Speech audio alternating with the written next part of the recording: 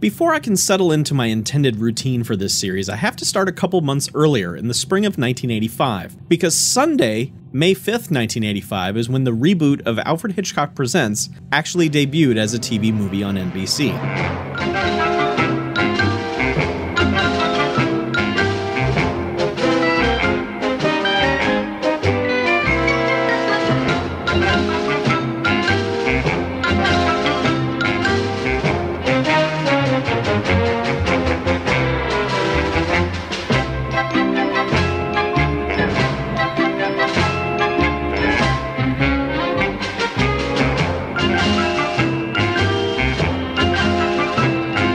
This TV movie consisted of 3 remakes of previous Alfred Hitchcock Presents stories, and one from the Alfred Hitchcock Hour. It aired from 9 to 11 p.m. opposite Crazy Like a Fox and Trapper John M.D. on CBS, and part 1 of ABC's miniseries Lace 2, starring Phoebe Cates, which I think I need to go back and watch.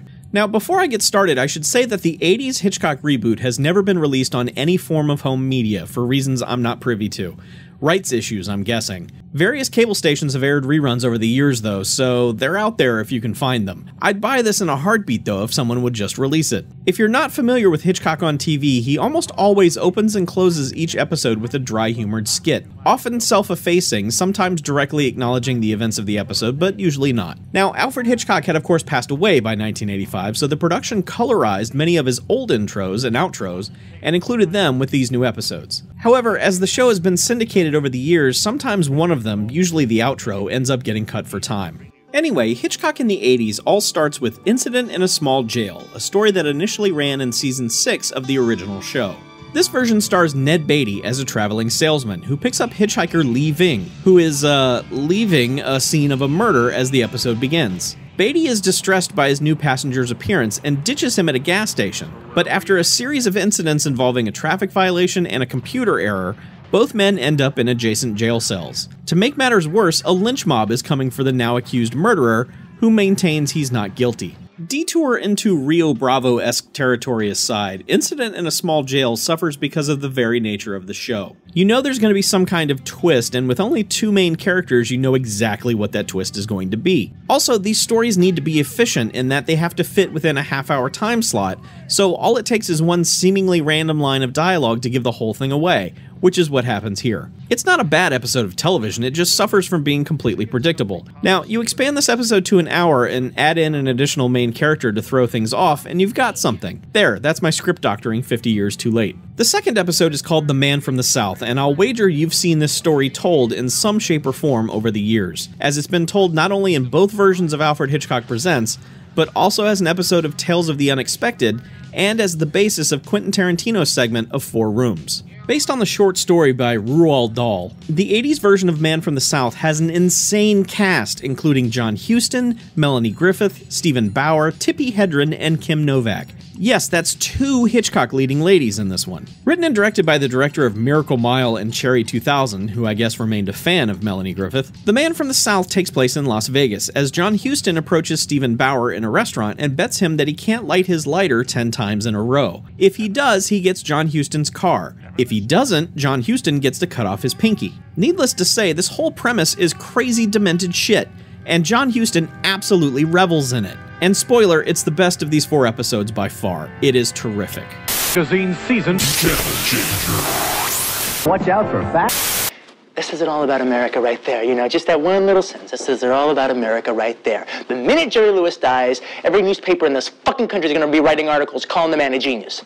You know, it's not right. It's not right, and it's not fucking fair. Why should that surprise anybody? When the hell has America, ever been fair? You know, we might be right every once in a while, but we're very rarely fair. This, of course, inspired me to revisit the final segment of 4 Rooms, which is absolutely as insufferable as I remembered. I won't get into all the reasons why I loathe this movie here, however, the conclusion of this segment is easily the best moment of this entire miserable film. And God, that still pains me to say since I love almost everyone involved with 4 Rooms. Back to Hitch now in the 3rd segment, which is called Bang, You're Dead. It's absolutely terrifying. Hitchcock actually introduces this one specifically, which is nice and calming, because what's about to happen is a goddamn nightmare. Tonight's story is called Bang, You're Dead. Hitch is into necrophilia, huh? That's progressive.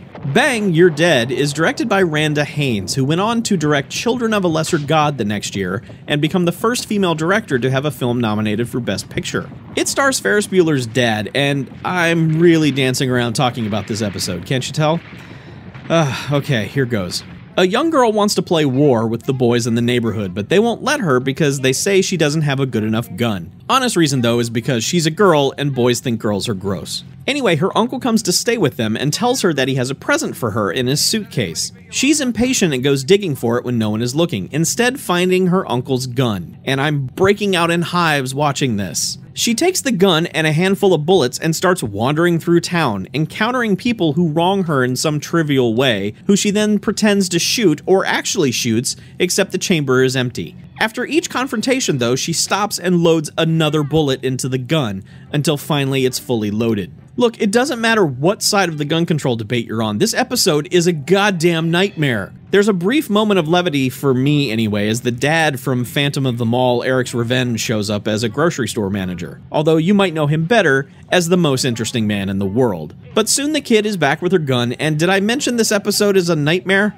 Holy shit. Silly, look like you're stretching out my shirt. Now please, let go of my arm. You're lucky. Finally, we come to An Unlocked Window, a tale of total misdirection since even the title is misleading. In it, someone is killing nurses. Annette O'Toole plays a nurse. This is bad news for her character. Written and directed by Fred Walton of When a Stranger Calls and April Fool's Day fame, An Unlocked Window's biggest flaw is the amount of time that's elapsed since its initial airing. See, because you recognize a certain actor that's in almost every scene thanks to their proliferation of roles over the years, and that actor is, well, look, I'm not trying to be disrespectful, but you see this one character throughout the story and you're like, wait, that's not a lady, that's a dude, that's Bruce Davison from X-Men and like a million other things. I'm like way ahead of you now, story. So yeah, not the episode's fault really, and a nice little twist for the original audience, I think. It's well done. In his outro, Hitchcock has to actually resolve the story for us, since the episode feels like the reveal is the best ending and doesn't bother wrapping anything up. Size saving television network. So I can't do this for every episode as it would get silly and way too long, but in this case I wanted to go back and watch the original Alfred Hitchcock Hour version of this story. One, because it's twice as long and I want to see how they pad the story, and B, because I want to see how they possibly could have handled this particular story and twist back then. I read in a book about a man who only killed trombone players. He beat them to death with their own trombones. You know, this is the same kind of thing, only this one just... The 1960s version is pretty much the same, although I think the twist is a little more obvious. Hard to say because I already know it ahead of time. This version has beefier roles for some of the supporting characters, and it's leisurely paced, but in comparing the two, I'd say the 80s version is more efficient, and therefore the one to watch. But kudos to the original for using the Psycho House as an exterior. Also, black and white still just looks glorious. So there you go, Alfred Hitchcock Presents was a ratings hit, winning the night with a 28 share, and led the way to being fully rebooted that fall, which I'll start covering shortly. Coming up next, though, is something from the early 2000s that's, well, something. Stay tuned.